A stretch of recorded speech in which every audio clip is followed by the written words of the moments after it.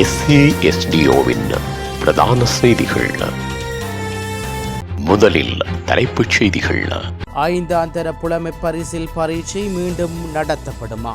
தேடப்பட்டு வந்த சந்தேக நபர் விமான நிலையத்தில் கைது. தெஹிவளை துப்பாக்கிச் சூட்டில் காயமடைந்தவர் உயிரிழப்பு. பாலியல் தொந்தரவு, முல்லைத்தீவு அரசு உத்தியோகத்தர் அதிரடியாக கைது. யாழில் பரபரப்பு, சகோதரன் இறந்த துக்கத்தில் சகோதரி எடுத்த முடிவு. பிரதமர் மோடியை சந்திப்பேன், டொனால்ட் ட்ரம்ப் திடீர் அறிவிப்பு. தொடர்பன விரிவான செய்திகள். தாயக செய்திகள்.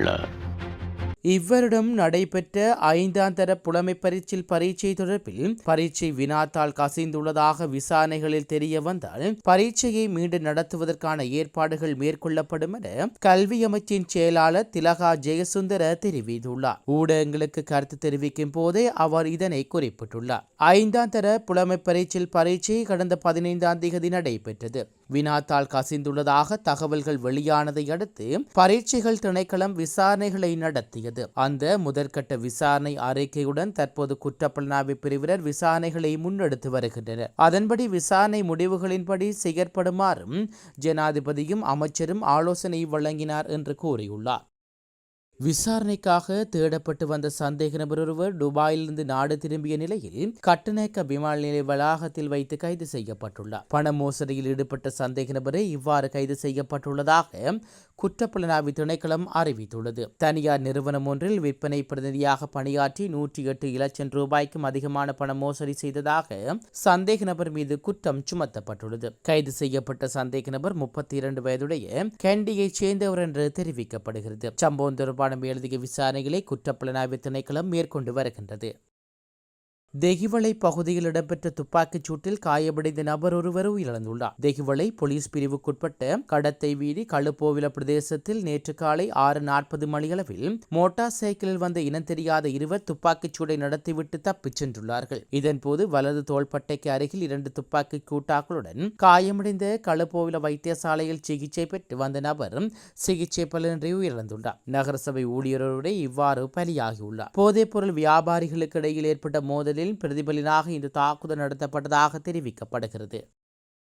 முல்லைத்தீவு புதுக்குடியிருப்பு பிரதேச செயலகத்தில் அபிவிருத்தி உத்தியோகத்தர்களாக கடமையாற்றும் அரசு உத்தியோகத்தர் ஒருவர் கைது செய்யப்பட்டுள்ளார். 15 அகவையுடைய சிறுமிக்கு பாலியல் தொந்தரவு கொடுத்ததாக முறைப்பாடு அளிக்கப்பட்ட நிலையில் குறித்த உத்தியோகத்தர்கள் கைதாகியுள்ளார். சம்பவத்தில் விசுவமடு கிழக்கினைச் சேர்ந்த 35 அகவையுடைய உத்தியோகத்தர் ஒருவரே கைதாகியுள்ளார். பாதிக்கப்பட்ட சிறுமி புதுக்குடியிருப்பு போலீஸ் நிலையத்தில் முறைப்பாடு செய்ததற்கு அமைவாக சந்தேக நபர் கைது செய்யப்பட்டுள்ளார். மேலும் கைதான அரசு உத்தியோகத்தரை புதுக்குடியிருப்பு போலீசார் கைது செய்து நீதிமன்றத்தில் முன்னிலைப்படுத்த நடவடிக்கையில் ஈடுபட்டுள்ளார்கள்.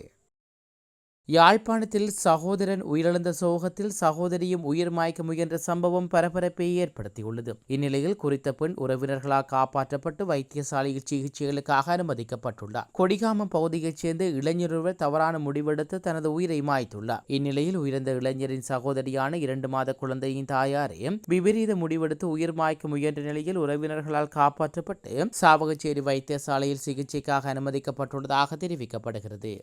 உலகச் செய்திகள்.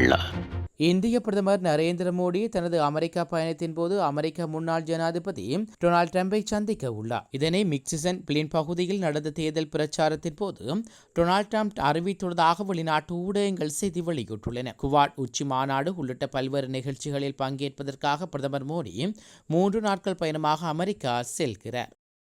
மீண்டும் தலைப்புச் செய்திகள்.